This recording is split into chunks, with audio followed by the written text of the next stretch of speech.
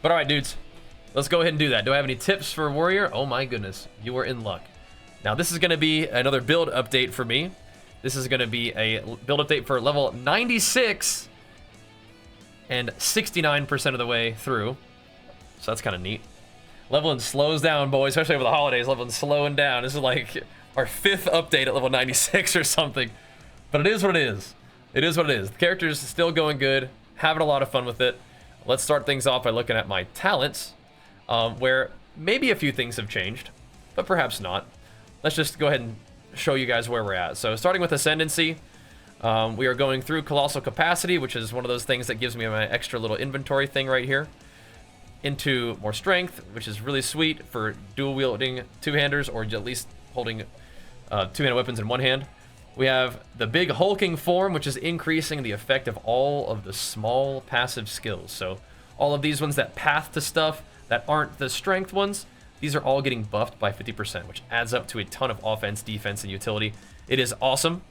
We're also taking Mysterious Lineage for more health, which is why one of the contributing factors is us having 6.5k health right now, which is a good little health pool. And we also are taking Earthbreaker, which is giving us a 20% chance for slam skills I use myself to cause aftershocks. And we're sorry, we're not going to be doing a ton of Q&A about things like Expedition and stuff right now, because we're going to be hammering out the build update. But I'm glad to have you here. And basically, you use that currency to craft stuff anyway. But to start off, we are going through the melee damage to strength, strength, strength, grabbing Brutal.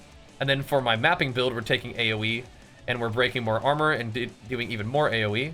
Then we're coming here all the way through the strength, strength, strength to grab more damage with two-handed weapons into reduced attack speed, big stun buildup, big damage. And for my mapping build, we're taking a little bit more damage and increased AoE if you stun an enemy with a two-handed melee weapon, which is cool.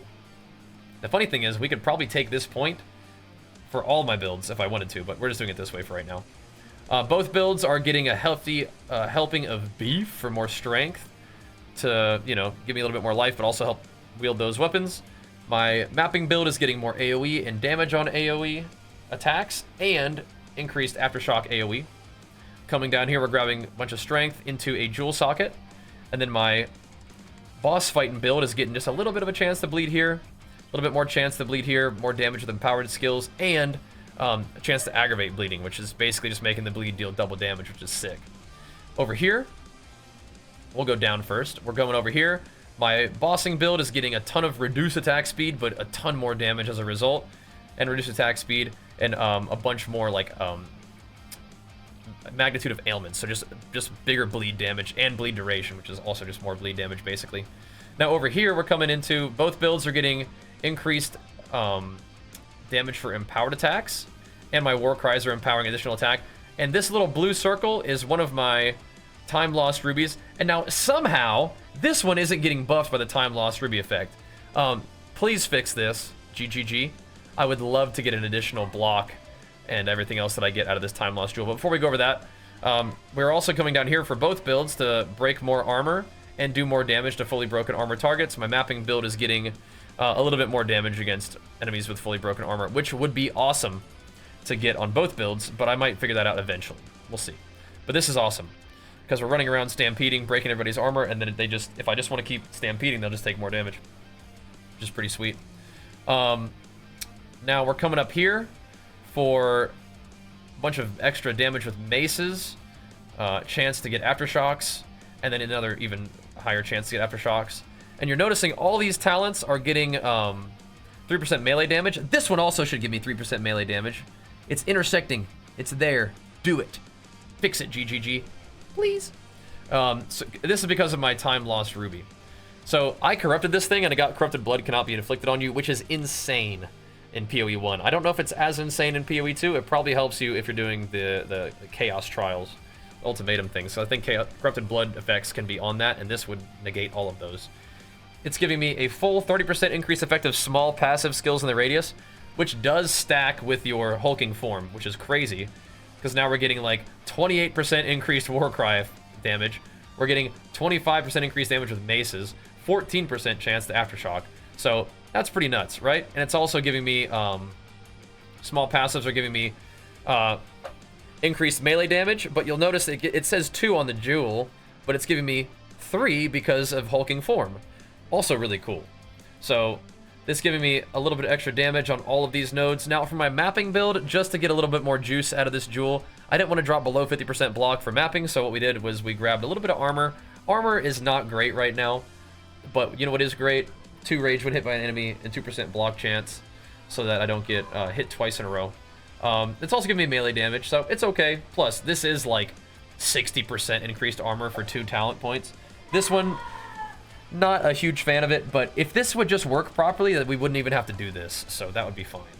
So yeah, if I was getting 2% block and 2 rage, I would just unspec this whole thing and put it somewhere else. But I don't want to drop below 50% block chance, which maybe isn't that big of a deal, but that's why I'm doing that. And I'm still getting some stuff out of it, so it's all good. But you'll notice this jewel, it gives me 30% increase effective small passives. Small passives give me melee damage. We get 2% chance to block and 2 rage when hit from any notable, which is cool, like that one. So then we come in here for a bunch of strength. This needs to get buffed by the thing so badly. It would give me so much strength. I would really appreciate that. And it would give me melee damage. But then this one also is giving me increased damage per 15 strength. Again, you'll notice it's reducing my mana. We don't have mana. We don't care about that because of blood magic, but let's not skip too far ahead. We are grabbing Giant's Blood so you can wield 2-handers in one hand. We are grabbing some maximum resist nodes here and getting this one for a bunch of fire res, max res. Max resistance may be our most important defensive layer. Our main defensive layers are block to just avoid damage altogether sometimes from hits. Max resistance to reduce the damage that we take from elemental hits. We have a little bit of armor, so we're reducing physical damage too. And then we're just having a big old health pool to soak the damage. I think a lot of builds in Path of Exile will need some combination of those 3 things. Just a damage avoidance, a damage reduction, and a health pool to soak the damage that comes through. So that's what we got going there. So for my jewels, I have a couple blue jewels. All the blue jewels are giving me maximum cold resistance, a little bit of life recoup and AoE, and then some other junk that doesn't really do anything. But that's what I want out of my blue jewels, is cold res, max cold res. Because again, max resistances are a big part of our defense. We have 85 across the board. We have 87 for fire right now. We can even have a little bit more than that, but that's what we got cooking right now. So I'm using a little bit of intelligence here so I can wear the chest piece that I'm wearing, which I'll talk about in a second. Then we're coming down for the jewel socket, which the jewel socket, the green ones are giving me max lightning res, attack speed. Magnitude of damaging ailments you inflict with crits is a little specific, but it basically is going to buff the crit that I do with Sunder. I'm pretty sure you can just get like damage on damaging ailments or something like that from a green jewel. But the main thing I want is lightning resistance and attack speed. I don't have very much evasion, but it's all good. All right, now what we're doing is going down here into polymathy because I am using a couple things that do require me to have stats other than strength. Then polymathy is one of those ways to make it all work. Plus, we're coming down to this area of the tree for all the bleed stuff, so we may as well grab this for now. We are coming up in here to all this attack area damage, a little bit of AoE. For my mapping build, we're going for more AoE and cooldown reduction. For another jewel socket, we're coming up here. So for my red jewels, I would like to have max fire res, but it is also good to have block chance, rage on hit, chance to bleed. I could swap out the bleeding duration for max fire res if we wanted to go defense instead of offense, but 9% increased bleeding duration is about 9% more damage from your bleed. So something to consider, right? So for this, we're popping over here for the bossing side of things. We're going for a bunch of bleed chance into 2 different ways of aggravating bleeds. I don't know if this is actually necessary. Bleed aggravation is sick because it makes your bleed do 100% bleed damage. But we have aggravation here. Aggravation chance, that is. Just for when you hit them, when they're bleeding, it has a chance to aggravate. This one has a chance to aggravate on hits with empowered attacks. And then this one is just like any hit that hits a bleeding target after the bleed has been on them for more than 4 seconds will then aggravate that bleed. So it makes me think, I'm like, I probably don't need this. This is like a fairly weak one. But anyway, I have it there for now. If I was going to move it, I would probably just put it either on more bleed chance or just more bleed magnitude. That would be fine. Then I have to increase bleed duration, which kind of helps you have more time with that bleed aggravated because of this talent right here, right? All right, so with all this completed, we can go back up to this side of things. I'm anointing for Titanic, by the way. Just stun threshold, stun build up, and percent strength is really good. Got other options? That's just a solid one. Now, speaking of stun threshold and strength, we do this one. Increase stun threshold and strength, and then max life. There's like no max life on the tree right now. They might change that, but there's no max life on the tree besides that. So take that with stun threshold and strength, no brainer. Go up here, another blue socket, which is again max cold res, life recoup, AoE. That'll do. That'll do. We'll go up here for my mapping build. We do all this AoE stuff. You can even take these nodes for AoE, but I did decide to shift those basically into these two nodes. Which is fine for now. I'm not sure I'm like 100% sold on it, but it does make sense right here where you get all this juice too, right? There we go. Would you slam build for leveling? Yeah, I actually have like all of my leveling that I did. It was live on stream, and you can find it in like the past broadcast tab. All good to break the flow with that 10 smackaroos. Thanks, man. One thing I do want to do is, I'm liking doing the build updates for this character. I'm liking doing all the end game. I think eventually the next thing I want to do is do a leveling series of a character like this and just like walk you through like the stats, gems, skills, and all that stuff just like right from the beginning, like maybe act by act. So I am planning to do that, but yes, I did slam all the way through. It wasn't always the same because I kind of changed things up, but basically this character has his whole life recorded in the live tab, so I got you on there on YouTube. More AoE, stun build up, attack AoE damage, more AoE when you stun an enemy recently, and then just like these nodes are just nice to have if you wanted to find somewhere to put some talent points. More damage is good. Then we're going over here for the max res wheel, more max res for lightning, cold, and fire, and then this big guy that gives you everything and a little bit of resist on top of that. We're going up here for both builds to grab all this stuff, and the reason why we're investing so heavily in this big circle is one, there's lots of nice stuff, but two, I'm using another one of those time loss jewels, right? This one is giving me small passives, give me increased maximum life, and notable skills in the radius give me +1 to maximum lightning resistances, which is another one of those ways where we're keeping all of those resists so juicy. It's nice. You could also get one that would give you life and strength, like small passives give you life, notables give you strength, like 4% strength. That would be juicy as well. That'd be insane. But we're doing the resist style right now, and that's fine. So all of these little ones, all of these small passives are giving me +1 max life, and then all these notables are giving me +1 max lightning. I'm gonna have you wait on that one, brother. I'll have you wait on that one. 2 exalt, I'll have you wait, I think. This rage wheel is giving me a bunch of rage on hit. Maybe I should actually slap this. Sorry, friend. We'll get back to you in a moment. We have rage when hit, which is pretty sweet. If you combine this with the other jewel, we're getting like 20 rage whenever anybody hits us. And that 20 rage is not only giving me 20% more damage, it's also giving me 20% increased armor, which is cool. Especially when you combine that with other effects that happen when people hit me. I get 30% increased armor. I also get like 26% increased attack speed when somebody hits me. So we have 50% chance to block, which means we don't get hit like by every attack that comes my way, but we get hit by like half of them. And when they hit me, it pisses me off. And we attack fast, hit hard, and take less damage, which is really sweet. I've always thought this wheel has looked so cool, so I'm glad that it kind of works in the build. And that's for like all my builds. And then for mapping build, we're doing AoE, AoE, AoE after we've killed something, and a little bit of damage. And then the bossing build is more damage at close range. And you do kind of want to be right up on a boss when you sunder them so that they get shockwaved by all 3 of the hits. And make sure you're dropping your hammer from close range too, so that you do giga damage, which is nice. And speaking of all of those skills and how to use them, let's talk about that. So, for my skills, they haven't really changed much in a while, because I liked what we got going on. My Mace Strike is mostly just something that I'm doing to, like, you know, maybe smack an enemy, but that's low health to finish it off, and we have Culling Strike in there for that purpose. We have Life Thief, which is giving me some leech. We have Rupture. I think that I was experimenting, and I think I took off something that I do like to have here. Where did I put that thing? Maybe I won't mess with it too much, but I'm pretty sure.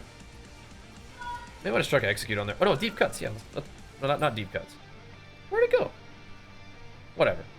Maybe we put Fire Infusion or Execute. Let's put Execute. I like that. Anyway, this just kind of holds abilities. But it does do some nice stuff. It culls, it can give me lifesteal if I need it. It can aggravate bleeding on a heavy stunned enemy, which is great. So whenever you like drop your hammer on the boss, if you just want to just quickly smack them and they're stunned, it'll aggravate it, right? So that's nice. You're not always going to be hitting a stun target, but when you can, doing it with Rupture is nice. And then it'll execute, it'll do more damage to low health enemies. It kind of has anti-synergy with Cull, but sometimes execute can bring them into Cull range. I'm just throwing something in there. I'll probably find the thing that I actually like in there later. You can put blind in there too to make them have worse chance to hit you, and it maims them, so it slows enemies. I don't really use this very much. It's just kind of like a utility slot. Now, Seismic Cry, that's where it is. Get that out of here. I was wondering where I put that thing. I actually want stun build up on that. But again, eventually I may want stun build up somewhere else. But Seismic Cry, we don't want it there. For Seismic Cry, this is something that you can actually spam most of the time until you actually hit an enemy that is stunned, in which case it will give you a guaranteed aftershock. And because of my talents that War Cries have two effects afterwards, they get 2 empowerments, means I get 2 abilities will aftershock, which is sick. So I'll call down the hammer, it'll aftershock, do a Sunder, that'll aftershock, boom, boom, boom, boom. They get all aggravated, bleed, they're just dead, which is what happens on map bosses. Pinnacle bosses, that's going to be a little bit of a longer fight, but we're going to work on that too. So this is giving me rage. So if you shout at a stunned boss, it's going to give you like 20 rage, which is pretty sweet. So 16 rage, which is still good. Dazing Cry, you can spam this and you can daze them, which makes them more vulnerable to stun build up. And I also just have this costing less, which is kind of nice too. So Infernal Cry, my other War Cry, this makes the skills empowered by the support skills do more damage. I guess I could tell you what it actually does too. So our empowered attacks gain 30% of damage as fire damage per 5 power of enemies in range, up to 125. So bosses have like 20 power. So you're doing 120% damage to bosses with as fire with this hit, which is significant, right? And then it's also dealing 15% more damage. And then if you have rage, which you frequently will because you just shouted at them with your Seismic Cry first, then it will deal even 30% more damage, right? So this is going to be a massive freaking hit. So ideally you want to stun a boss, shout at him with the Seismic Cry, then Infernal Cry to get rage, and then the Giga damage, and then drop the hammer on them. Just watch their health bar just melt. And I also have this having a slightly shorter cooldown, so I can use it more in mapping, really more than anything. I feel like I should throw a greater one on this one too, truly. I might do that. I might throw a greater on this bad boy. This thing is OP. And I have 2 graders. You know what? Let's just freaking do it. You know what, Infernal Cry? You deserve it. I'm not sure what I'm gonna put on there, but I'll let you know. Leap Slam.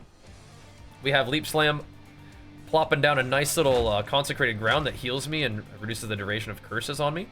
I have it giving me rage, which is I don't use it very much, but you know, rage on hit's fine. I do have this given.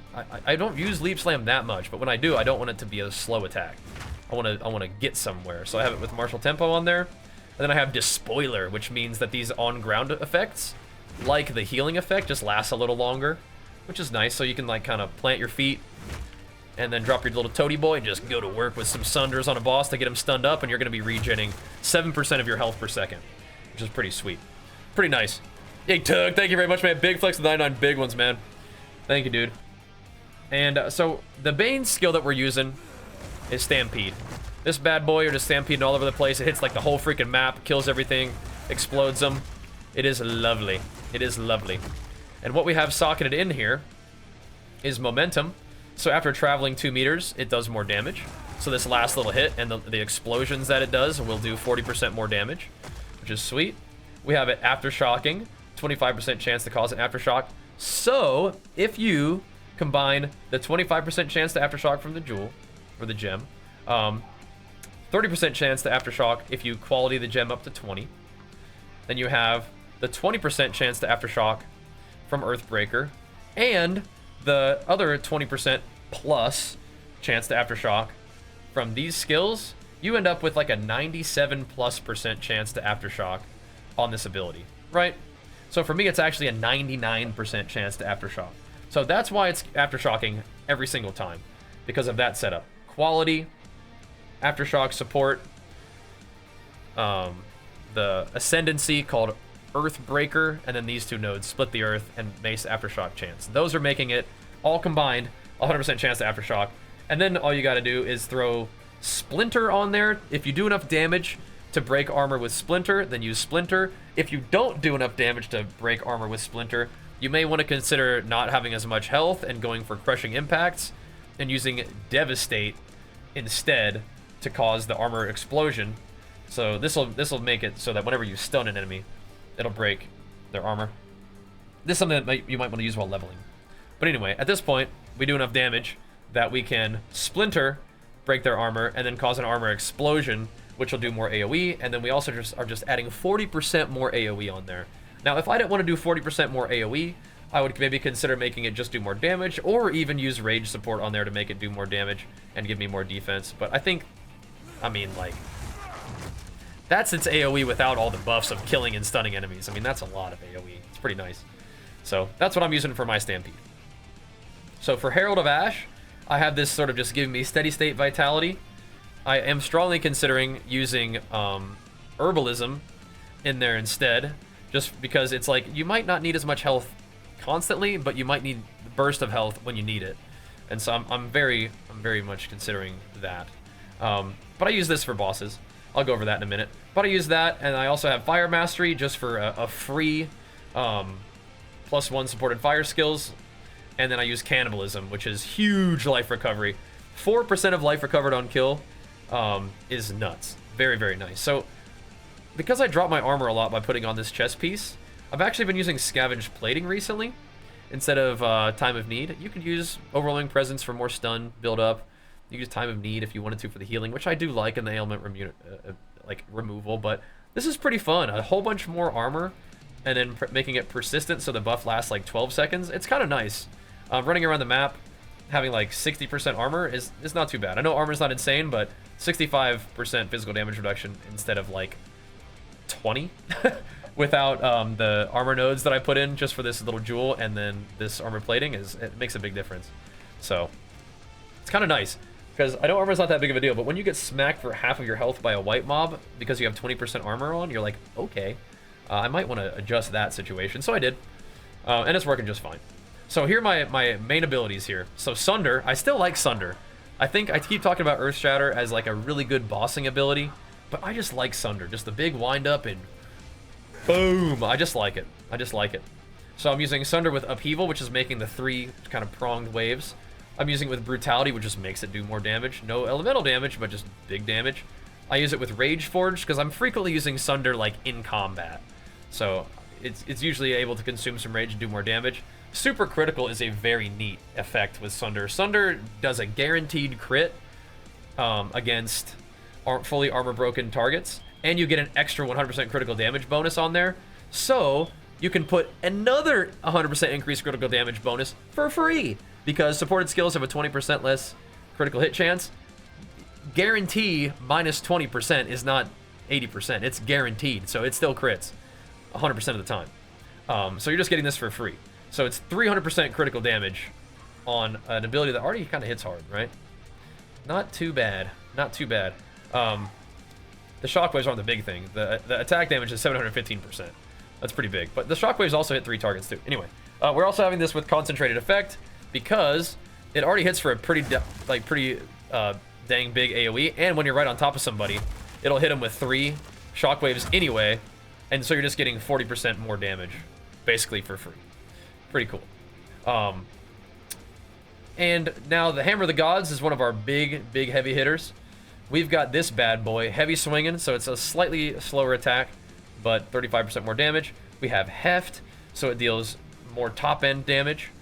We have it with Fist of War, which makes it ancestrally boosted, so it does a little bit more AoE whenever I use it, so it's harder to miss, right? Because with the boss setup, I mean, you should probably be able to hit that, right? You'd think. But you can miss. But I could, if I wanted to, I could give it more damage, and I could ancestrally boost Sunder, which would also be fine. If we just really wanted to give every stinking last bit of damage that we can to this, we could do like Rage Forged instead of Heft. We could do Brutality instead of Fist of War, and that would be like fairly guaranteed giga damage on the hammer, which is something maybe I should try.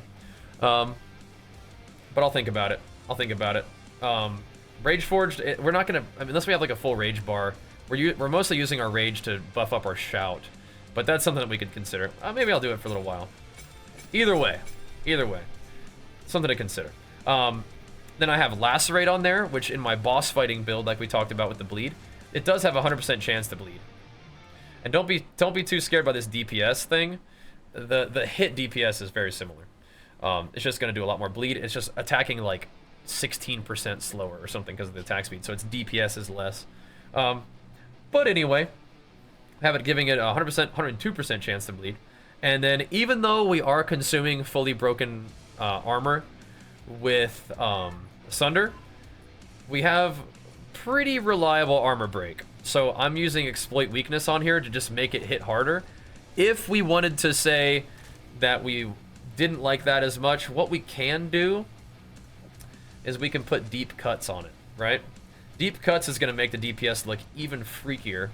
I just think that hitting harder, having a bigger hit, and having that bleed hit harder is good. But if you wanted to have no kind of like issues between Sunder consuming the armor break instead of Hammer doing it, then you could do that instead. But I'm just hitting hard right now. That feels pretty dang good. And the reason why I'm so confident we're able to break armor consistently is because we have our ancestral totem.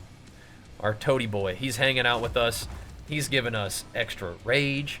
He's given us extra healing with Font of Blood and Font of Rage. And he is armor breaking the heck out of enemies. So we're giving him armor breaker. We're giving him the ability to break more armor with Demolisher. We're having rage wherever he's hanging out with us. He's filling up our rage meter. And he's also giving us Font of Blood, which is healing us. So he's whacking these guys and giving us tons and tons of rage and giving us basically an armor broken effect on enemies every other swing. So we are able to Sunder, and then whenever he breaks the armor again, we're hitting him with the 1-2 skidoo combo, dropping the Big Daddy Hammer on them, and then their health bar just goes, and they die, which is pretty sweet. But that's a fun little addition to that setup here. Now, we talked about weapon swapping. Sometimes, what I would like to do with weapon swapping, let's pretend that we don't even have those, is I'll just do this. I'll just go, all right, I'm about to fight a boss. I'm gonna move my shield into 2. I'm gonna move my weapon into 2. I'm gonna swap over. So now I'm bleed build, right? But if you have a half decent weapon, then what you can do is just go ahead and have 2 weapons, right? This weapon is definitely not as good as my other one, right? My other one is, I guess we can go over the gear now too, huh? Now's a good time to go over gear. But the last thing before I switch over is for boss fighting, I do like to switch my auras. I like to go Time of Need with Fast Forward, Herbalism, and Vitality. And instead of Scavenged Plating, we just go for Overwhelming Presence. And then we are getting a heal over time that doesn't rely on killing anything. And we are getting a buff that reduces enemy stun threshold, which doesn't rely on us killing anything, and it's just good against bosses to stun them. So that's good. And in maps, though, we like the Explosion of Fire from Herald of Ash, and we like the armor gain upon fully breaking a target's armor, which is happening like all the time because of Stampede, right? Okay, so that being taken care of. The 2 weapons that I have, this one is quite a bit different than this one in terms of the DPS, right? 800 top end. It's like I even got it corrupted now for increased physical damage, which is crazy that I even did that. I'm a psychopath. I just did it and sent it, and it worked out pretty okay. Now, I do feel like corrupting weapons gives you more favorable outcomes than negative outcomes, but don't take my word for that. But when I did a bunch of weapon corrupting, that's kind of what happened, which gave me confidence to try this, so that's what we did. All right, but anyway, this weapon, it has way less physical damage, but the +4 level of all melee skills and the reduced attribute requirements allow me to wear it. So if I were to use Hammer in both specs, look what happens. So here's Hammer in this spec, right? This is my main one. The DPS goes way higher, but look at the actual hit damage. This one's hitting for like 30k in the bleed build. This one's hitting for like 32k, which when you multiply by like 4,000, like you'd expect it to be like a pretty big difference, but because of the skill thing, it's actually not that big of a deal. Except the bleed is like double, right? So it ends up being kind of similar, right? Especially if you consider that the bleed can get aggravated and then deal double this damage. So it ends up being fine to have a weapon that is less DPS but has weapon skills in your swap. We talked about that a lot on stream, and I would still like to get a better weapon for my weapon swap, but this will work. And Simba, thank you so much, man. Big flex for you. But this weapon is juicy. What you want on a weapon is big percent physical damage, big flat physical damage, and ideally like a hybrid accuracy and physical percent damage roll. I like attack speed, weapon skills would be insane, and I'm personally a big fan of life leech, but strength is fine too. Crit damage bonus would be fine too for Sunder, but that's what I've got cooking right now. And then 30% reduced attribute requirements. It is kind of convenient, but I would rather just have more strength and deal more damage. That would be fine too. On the shields, you want big block chance, like 44% is what I have on this one, 45% is what I have on this one. Which is really convenient, because I think what ends up happening is I have 50% block on both builds, thank goodness. The jewel supports my mapping build, and the shield supports my non-mapping build. Very nice. But it's giving me block chance, armor, life. I don't need resists, but this shield is just a good one. This one, I took the resists off to get 5% additional physical damage reduction and strength, which is nice. Very nice. How it has 2 sockets, by the way, is just corruption. It has a chance to give it a corruption. I'm using a lot of plus maximum life in my little soul cores. I do want to have enough chaos resist. My boots at the moment, I bought these boots. They have 5% to all elemental resist, but I'm very glad that I'll be able to swap that out, because then I can put this into like chaos res or max life or whatever, and then I can move one of these over. But anyway, that'll be sweet. Let's just go through the rest of the gear. So my helmet is armor, life, hybrid roll, I believe, which is really sweet. This is like the prefixes on here are what I want. I want big life, I want rarity, and I want armor life hybrid. For the suffixes, I want strength, rarity, combo, and like a resist. And this helmet is really nice. It just could have rolled higher, but it also was a purchase I had to make to fix this situation that got created by these boots having elemental res in there. I had to buy a helmet that was close, and I had to corrupt it, and it rolled 2 sockets, so now I'm back to chaos res cap. So this helmet is awesome. I don't really want to invest a ton in armor, but what you can do is you can get life and the hybrid armor life roll, and that's great, and then just rarity. And then strength and resist is great. My chest piece is Warrior Invictus. This comes with 4 sockets. You can corrupt it for 5, which is insane because it gives you bonuses depending on how many rune or soul cores you have socketed in there, right? So this one has 5% max life per socketed rune or soul core, and all elemental resistances per rune or soul core. And you can get things...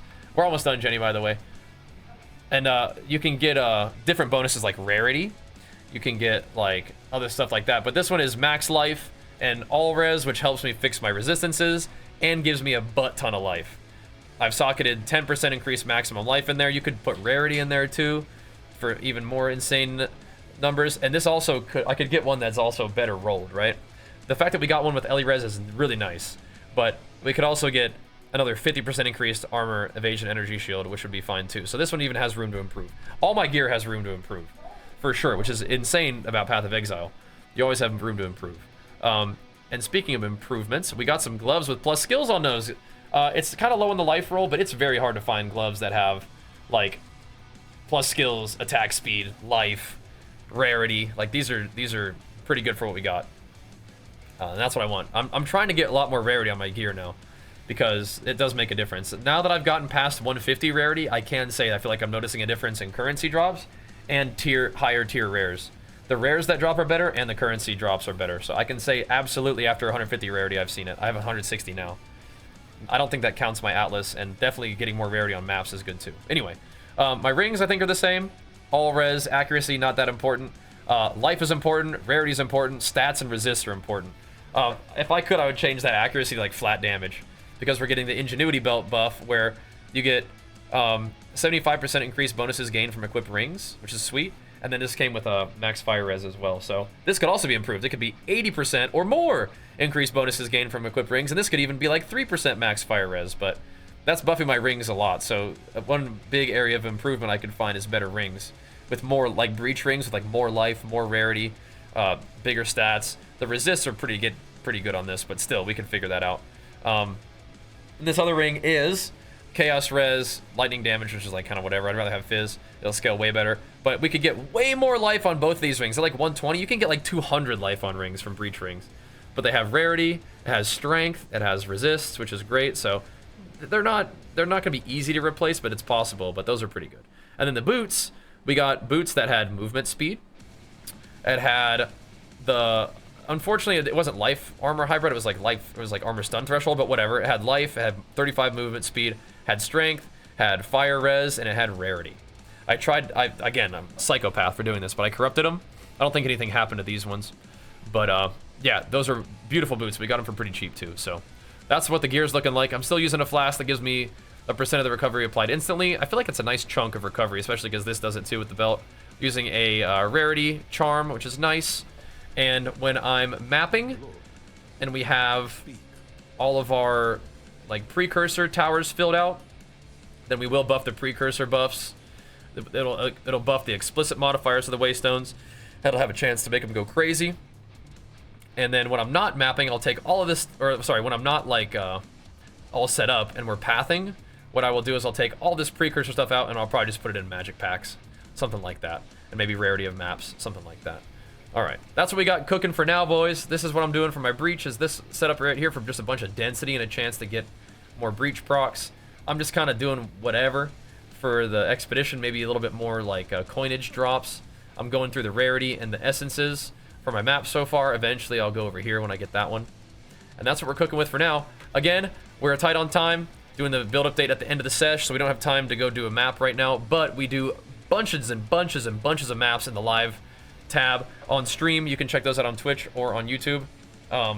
Eventually we'll get some more gameplay on you guys, or for you guys on these actual videos, but in the meanwhile, just check out the hours and hours of live gameplay. For example, we're doing this at the end of the stream, did a bunch of maps before this. You guys can see how it looks on maps and map bosses, steamrolling those pinnacle bosses like the tier 4, like the max level of those pinnacle bosses are something that I'm excited to do. I do want to hit level 70 before I go for those guys, just so I don't have to worry about losing XP. But that'll be fun. I gotta roll out, get some time in with the fam, and then we'll be back at it for the evening stream. But if you guys are enjoying the Path of Exile videos and Path of Exile streams, make sure you show the videos some big thumbs ups and nice comments. And then swing over to the stream, say what's up when we're live. Feel free to drop that prime on us as well. Either way, thanks for watching, guys. I will see you guys later tonight for more gaming. Thanks for watching. Peace.